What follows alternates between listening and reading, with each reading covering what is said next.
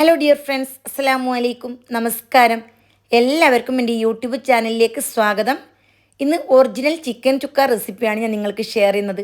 ഭയങ്കര പെർഫെക്റ്റ് ആയിട്ടുള്ള റെസിപ്പിയാണിത്. അത്ര തന്നെ ടേസ്റ്റും ഉണ്ട്. അപ്പോൾ അതെങ്ങനെ ഉണ്ടാക്കുന്നതെന്ന് നോക്കാം.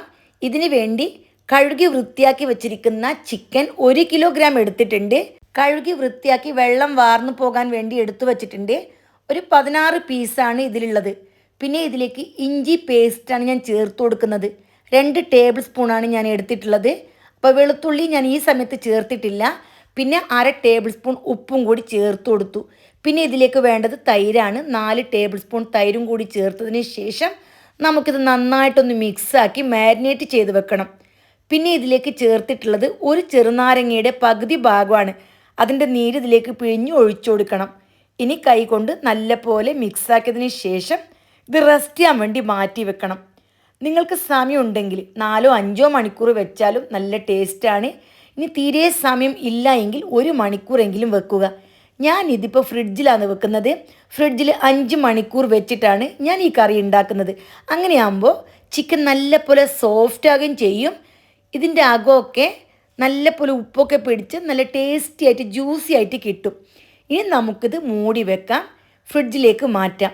ചിക്കനൊക്കെ ഫ്രിഡ്ജിൽ വെച്ചാൽ കുറച്ചും കൂടി ടേസ്റ്റ് കൂടുതൽ കിട്ടുന്നതായിട്ട് തോന്നിയിട്ടുണ്ട്. പിന്നെ വേണ്ടത് സവാള. 600 ഗ്രാം സവാള വളരെ നേരിയതായി അരിഞ്ഞ് ഞാനിവിടെ എടുത്തു വച്ചിട്ടുണ്ട്. പിന്നെ വേണ്ടത് 2 കുടം വെളുത്തുള്ളി, അതേപോലെ 3 വലിയ പച്ചമുളക്, പിന്നെ 3 വലിയ സൈസിലുള്ള തക്കാളി, നല്ല പഴുത്ത തക്കാളി നോക്കി എടുക്കണം. ഇത് വേണമെന്നുണ്ടെങ്കിൽ കട്ട് ചെയ്തും നമുക്ക് ഉപയോഗിക്കാം, അല്ല എങ്കിൽ മിക്സിയിട്ട് നല്ലപോലെ പേസ്റ്റാക്കിയും ഉപയോഗിക്കാം. ഞാനിവിടെ പച്ചമുളകും വെളുത്തുള്ളിയും നന്നായിട്ട് ചതച്ചെടുത്തിട്ടുണ്ട്. കൂടുതൽ പേസ്റ്റ് പോലെ ആവണമെന്നില്ല, ഇങ്ങനെ ചതച്ചെടുത്താലാണ് കുറച്ചും കൂടുതൽ ടേസ്റ്റ്. തക്കാളിയും അതേപോലെ കട്ട് ചെയ്ത് മിക്സിയുടെ ജാറിലിട്ട് നല്ലപോലെ പേസ്റ്റാക്കി എടുത്തു. ഇങ്ങനെയാകുമ്പോൾ നമുക്ക് പെട്ടെന്ന് കുക്കായി കിട്ടും. അതിന് വേണ്ടിയിട്ടാണ് ഞാനിവിടെ പേസ്റ്റാക്കിയിട്ട് എടുത്തത്.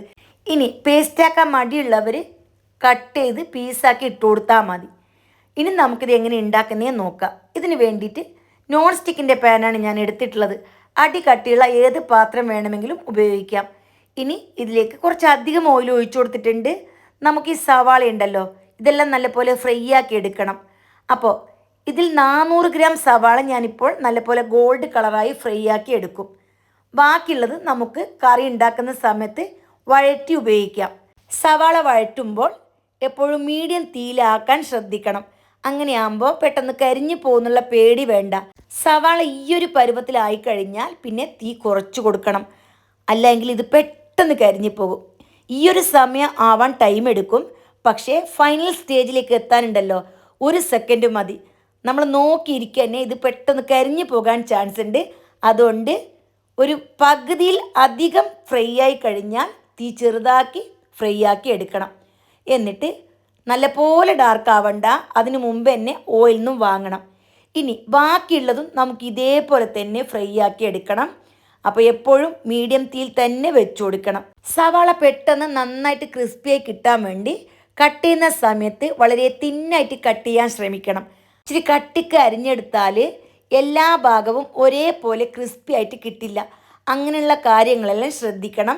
ഇതാ രണ്ടാമത്തെ ബാച്ചും ഞാനിവിടെ ഗോൾഡ് കളറിലാക്കി എടുത്തു വച്ചിട്ടുണ്ട്. ഇതും നമുക്ക് പാത്രത്തിലേക്ക് മാറ്റാം. ഇനി ഇതേ ഓയിലിൽ തന്നെ നമുക്ക് ഗരം മസാല ഒന്ന് വഴറ്റിയെടുക്കണം. 1 ടീസ്പൂൺ ചെറിയ ജീരകം, 1 ടീസ്പൂൺ പെരുംജീരകം, 2-3 പീസ് പട്ട, 1 തക്കോലം, 1 ജാതിപത്രി, അതേപോലെ 5 ഗ്രാമ്പു, 4 ഏലക്ക, 1 ബേ ലീഫ്, ഇത്രയും ഇട്ട് ഇതെല്ലാം ചെറിയ തീയിൽ മൂപ്പിച്ചെടുക്കണം. പിന്നെ ഇതിലേക്ക് പച്ചമുളകും വെളുത്തുള്ളിയും ചതച്ച് വെച്ചതുണ്ടല്ലോ, അതും കൂടി ചേർത്ത് മീഡിയം ടു ലോ ഫ്ലെയിമിലാക്കി കരിഞ്ഞ് പോകാണ്ട് നല്ല പോലെ ലൈറ്റ് ഗോൾഡ് കളർ ആവുന്ന രീതിയിൽ ഒന്ന് വഴറ്റിയെടുക്കണം.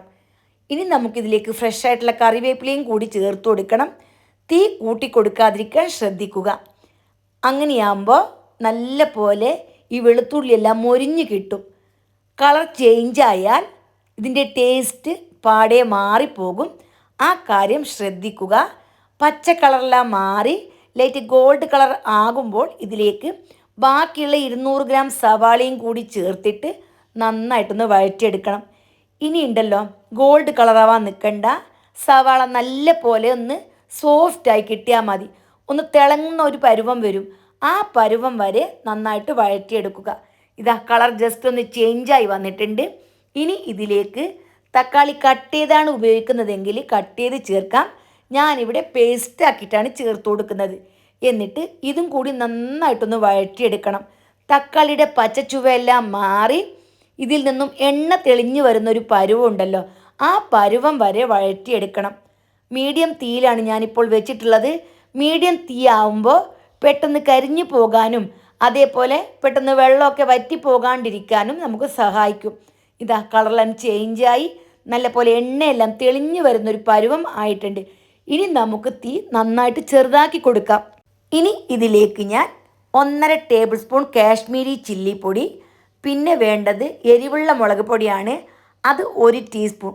പിന്നെ മല്ലിപ്പൊടി ഉണ്ടല്ലോ, അത് 1 ടേബിൾ സ്പൂണാണ് ഞാൻ ചേർത്തിട്ടുള്ളത്. പിന്നെ വേണ്ടത് ഗരം മസാല. ഗരം മസാല 1 ടീസ്പൂണാണ് ആവശ്യമുള്ളത്, അതും ഇതിലേക്ക് ചേർത്ത് കൊടുക്കണം. 1/2 ടീസ്പൂൺ മഞ്ഞൾപ്പൊടിയും 1 ടീസ്പൂൺ ഉപ്പുമാണ് ഞാനിവിടെ ചേർത്ത് കൊടുത്തിട്ടുള്ളത്. ഉപ്പൊക്കെ നിങ്ങളുടെ ആവശ്യത്തിനനുസരിച്ച് കൂട്ടുകയും കുറയ്ക്കുകയും ചെയ്യാം. അപ്പോൾ ഇത്രയും സവാള മസാലയ്ക്കുണ്ടല്ലോ 1 ടീസ്പൂൺ ഞാൻ ചേർത്ത് കൊടുത്തു. 1/2 ടേബിൾ സ്പൂൺ നേരത്തെ ചിക്കനിലേക്കും ചേർത്തിട്ടുണ്ടായിരുന്നു. ഇനി എല്ലാം കൂടി ചെറിയ തീയിലിട്ട് കരിഞ്ഞു പോകാതെ രീതിയിൽ നല്ലപോലെ വഴറ്റിയെടുക്കണം. ദാ ഇവിടെ മുളകെല്ലാം നല്ലപോലെ വഴന്ന് വന്നിട്ടുണ്ട്. ഇനി നേരത്തെ മാരിനേറ്റ് ചെയ്ത് വെച്ചിരിക്കുന്ന ചിക്കൻ ഉണ്ടല്ലോ, അത് ചേർത്ത് കൊടുക്കണം. ഫ്രിഡ്ജിൽ നിന്നും ഞാൻ 1 മണിക്കൂർ മുമ്പേ തന്നെ മാറ്റി വെച്ചിട്ടുണ്ടായിരുന്നു. ഇതിൻ്റെ തണുപ്പെല്ലാം മാറണം, അതിനു വേണ്ടി പുറത്ത് വെച്ചിട്ടുണ്ടായിരുന്നു. ഇപ്പോൾ തണുപ്പെല്ലാം നല്ല പോലെ മാറിയിട്ടുണ്ട്. ഇനി മസാലയിലേക്ക് ചിക്കൻ ഇട്ട് നല്ല പോലെ മിക്സാക്കി എടുക്കണം. അപ്പോൾ ഞാനിവിടെ ചിക്കൻ ഇട്ട പാത്രം ഉണ്ടല്ലോ, അല്പം വലുതായത് കൊണ്ട് അതിലേക്കാണ് മസാല ഇട്ട് കൊടുത്തത്. അപ്പോൾ നിങ്ങൾക്ക് നേരെ മറിച്ചും ചെയ്യാം. ഇനി ഈ ചിക്കനും മസാലയും നല്ലപോലെ മിക്സാക്കി എടുക്കണം. ദാ ചിക്കനൊക്കെ നന്നായിട്ട് സോഫ്റ്റായിട്ട് തണുപ്പെല്ലാം മാറി വന്നിട്ടുണ്ട്. എല്ലാം നന്നായിട്ട് മിക്സാക്കി എടുത്തു. ഇനി അടുപ്പിൽ വെച്ച് മൂടി 15 മിനിറ്റ് വേവിച്ചെടുക്കണം. മീഡിയം ടു ലോ ഫ്ലെയിമിലാണ് ഞാനിവിടെ വേവിക്കാൻ വെക്കുന്നത്. വളരെ ചെറുതുമല്ല എന്നാൽ ഭയങ്കര തീയുമില്ല. ആ ഒരു പരുവത്തിൽ 15 മിനിറ്റ് വേവിച്ചെടുക്കണം. പിന്നെ ഈ സമയം കൊണ്ട് സവാള ഉണ്ടല്ലോ നല്ലപോലെ ഒന്ന് പൊടിച്ചെടുക്കണം. കൈ കൊണ്ട് പൊടിച്ചെടുത്താൽ മതി. ഈ ഒരു ചിക്കൻ സുക്ക പൊറോട്ടയുടെ കൂടെയും പത്തിയുടെ കൂടെ ചപ്പാത്തിയുടെ കൂടെ പൂരിയുടെ കൂടെ ഒക്കെ നല്ലൊരു കോമ്പിനേഷനാണ്. ഇതിൻ്റെ ടേസ്റ്റ് സൂപ്പർ ടേസ്റ്റാണ്. ദാ ഇവിടെ ചിക്കനെല്ലാം നല്ലപോലെ കുക്കായി വന്നിട്ടുണ്ട്. ധാരാളം വെള്ളം ഇറങ്ങി വന്നിട്ടുണ്ട്. തൈര് ചേർത്തിട്ടുണ്ടായിരുന്നു. അതേപോലെ ചിക്കനിൽ നിന്നും ധാരാളം വെള്ളം ഇറങ്ങി വരും. ഈ വെള്ളത്തിലാണ് ചിക്കൻ നന്നായിട്ട് വെന്ത് കിട്ടുന്നത്. അപ്പോൾ 15 മിനിറ്റ് വേവിച്ചാൽ മതി, കൂടുതൽ വേവണ്ട. ഇനിയും കുറച്ച് സമയം കൂടി വേവാനുണ്ട്. ഇനിയുണ്ടല്ലോ ഈ നമ്മൾ പൊടിച്ച് വെച്ചിരിക്കുന്ന സവാളയും ചേർത്തിട്ട് ഓപ്പൺ ചെയ്ത് തന്നെ ഫുൾ ഫ്ലെയിമിലാക്കിയിട്ട് ഒരു 2 മിനിറ്റ് ഒന്ന് വഴറ്റിയെടുക്കണം. അപ്പോൾ ഇതിൻ്റെ വെള്ളമെല്ലാം നല്ലപോലെ കുറുകി കിട്ടും. വെള്ളം വറ്റിയില്ല എങ്കിൽ നമുക്ക് ഈ ചുക്കാൻ്റെ ടൈപ്പ് കിട്ടില്ല. ഇങ്ങനെ ഗ്രേവി പോലെയല്ല നമുക്ക് വേണ്ടത്, നന്നായിട്ട് വറ്റി വരണം. ദാ 2 മിനിറ്റ് കൊണ്ട് തന്നെ നല്ല പോലെ വെള്ളമൊക്കെ വറ്റി വന്നിട്ടുണ്ട്. ഇനി ഇതിലേക്ക് ഞാനിവിടെ 1/2 ടീസ്പൂൺ പെപ്പർ പൗഡറാണ് ചേർത്ത് കൊടുക്കുന്നത്. ഇനി എരിവ് കൂടുതൽ ഇഷ്ടമുള്ള ആൾക്കാർക്ക് 1 ടീസ്പൂൺ വരെ ചേർത്ത് കൊടുക്കാം. ആവശ്യത്തിന് മല്ലിയിലയും കൂടി ചേർത്ത് വീണ്ടും 1 മിനിറ്റും കൂടി ഇളക്കി യോജിപ്പിക്കണം. അപ്പോൾ ഈ 3 മിനിറ്റും ഫുൾ ഫ്ലെയിമിലാണുള്ളത്. കരിഞ്ഞു പോകാതിരിക്കാൻ ശ്രദ്ധിക്കണം. വെള്ളമൊക്കെ നന്നായിട്ട് വറ്റി വരണം. അപ്പോൾ ഇത്രയേ ഉള്ളൂ. വളരെ ടേസ്റ്റി ആയിട്ടുള്ള റെസിപ്പിയാണ്. ചിക്കൻ ചുക്കയുടെ ഒറിജിനൽ റെസിപ്പി ഇതുവരെ നിങ്ങൾക്ക് അറിയില്ല എങ്കിൽ തീർച്ചയായിട്ടും ഇതുപോലെ ഒന്ന് ട്രൈ ചെയ്ത് നോക്കുക. ഫുൾ സക്സസ് ആയിരിക്കും. അപ്പോൾ എല്ലാവരും ഇതൊന്ന് ട്രൈ ചെയ്ത് നിങ്ങളുടെ വിലയേറിയ ഉപദേശങ്ങളും നിർദ്ദേശങ്ങളും അറിയിക്കണം. റെസിപ്പി ഇഷ്ടപ്പെട്ടാൽ ഇപ്പോൾ തന്നെ ഒന്ന് ലൈക്കും കൂടി ചെയ്യണം. അതേപോലെ ഹൈപ്പ് എന്നൊരു ഓപ്ഷൻ വന്നിട്ടുണ്ടല്ലോ, അതൊന്ന് എനേബിൾ ചെയ്ത് സപ്പോർട്ട് ചെയ്യണം. ഇത് റൈസിൻ്റെ കൂടെയും നെയ്ച്ചോറിൻ്റെ കൂടെയും ഒക്കെ നല്ല കോമ്പിനേഷനാണ്. ദയവ് ചെയ്ത് എല്ലാവരും ഈ റെസിപ്പി ഒന്ന് ട്രൈ ചെയ്ത് നോക്കണം. ഇതിൻ്റെ ടേസ്റ്റ് ഒരിക്കൽ മനസ്സിലാക്കിയാൽ ഇനി കോഴി കൊണ്ടുവന്നാൽ എല്ലാ ദിവസവും ഇതേപോലെ ട്രൈ ചെയ്യും. പിന്നെ എൻ്റെ ചാനലിൽ കയറി നിങ്ങളെല്ലാവരും കുറേ റെസിപ്പീസ് എല്ലാം ഞാൻ അപ്ലോഡ് ചെയ്തിട്ടുണ്ട്. അതെല്ലാം നോക്കി സപ്പോർട്ട് ചെയ്യണം. പറ്റുമെങ്കിൽ എല്ലാവർക്കും ഷെയറെല്ലാം ചെയ്ത് എന്നെ സപ്പോർട്ട് ചെയ്യണം. ഇനി വീണ്ടും കാണുന്നത് വരെ ബൈ ബൈ.